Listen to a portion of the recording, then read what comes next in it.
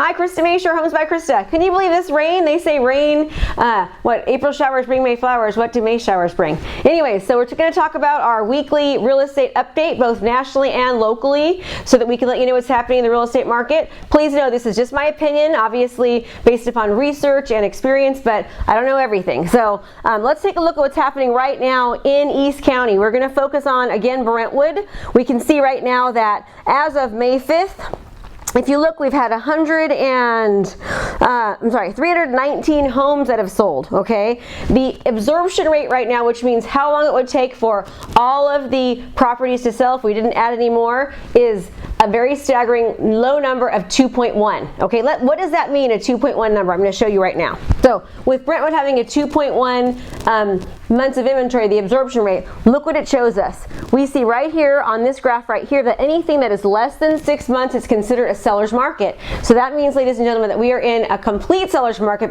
because we only have 2.1 months of inventory right now, okay? So now let's talk about home prices both locally and also on an international level, okay? So if you can see throughout the entire United States that we have increased 5.5%, which is a forecasted year-over-year percentage change in price, okay? 11.6% in California alone. There's a staggering graph that I just looked at this morning. Let's just take Brentwood for example. Prices from this year to last year on a median size price have increased $50,000 just from this time last year until now, which kind of is very relative of the number that we're seeing here. This is almost exactly what we're seeing in that statistic. So now we have the CaseShiller report, which is an S&P CaseShiller 2016, which is in February.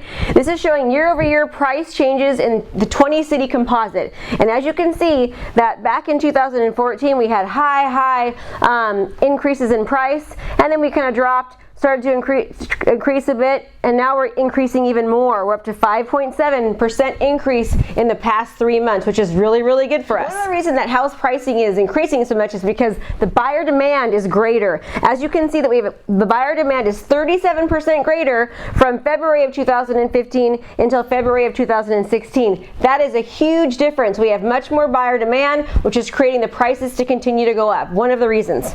So now let's continue to talk about pricing and what's happening. So if you look here on the months of inventory that we have for the amount of homes that are on the market, we have 4.4 months of inventory on the market, all right? And remember, anything less than 6 months is considered a seller's market. So overall, throughout the United States, we have 4.4 months of inventory, and right now in Brentwood alone, it's 2.1 months, which again means super seller's market for us. Very, very good for sellers. Buyers, it means you need to be more aggressive in making your offers. Now let's talk about what the price increases that are happening along with the low inventory. What things do we need to expect? What problems are arising? So the problems that are arising based upon low months of inventory, the absorption rate, and high buyer demand is that we are seeing inventory issues all across the United States. So as of right now, from what a homeowner and thinks their home is worth and the actual contract price that you go into escrow for,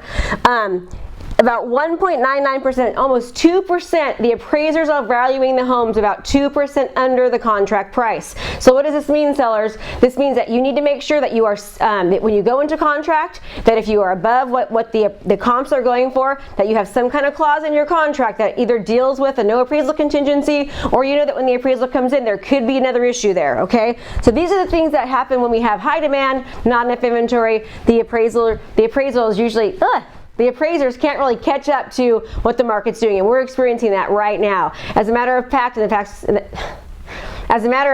past 30 days, I've had 3 homes that have not appraised, 2 of which we were able to do appraisal rebuttals on and get the appraiser to come up in value, but the other one didn't. Unfortunately, not always are the buyers willing to remove the appraisal contingency, so if they're not, you need to be prepared for that. So all over the news right now, you're seeing things like, are we entering a new housing bubble? Are we headed towards another housing bubble? Housing bubble 2.0. Here's why. So here's why I don't believe that we're headed for a housing bubble, but remember again, it's just my opinion based upon research and also experience. This is the biggest indicator as to why we are not most likely going to be heading into a housing bubble, okay?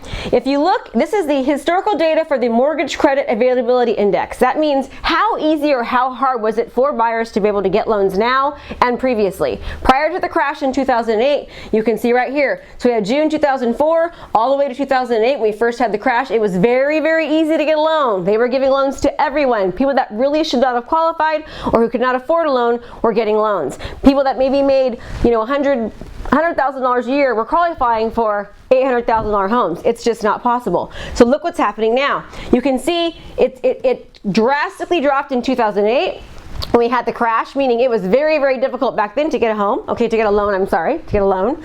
And then now it's much, much harder to get a loan. This shows this is easy, this is hard. It's much, much harder to get a loan. And although it's getting a little easier, as you can see, it's still very difficult to get a loan. People are qualified now that are affording to buy these houses. They can afford them. They have good credit. They have good income. They have secure jobs. They can afford their payments, okay? Also, with interest rates considered to continuing to be low, that's also another positive reason why we are going to continue to have house pricing increasing, if not slowly leveling off.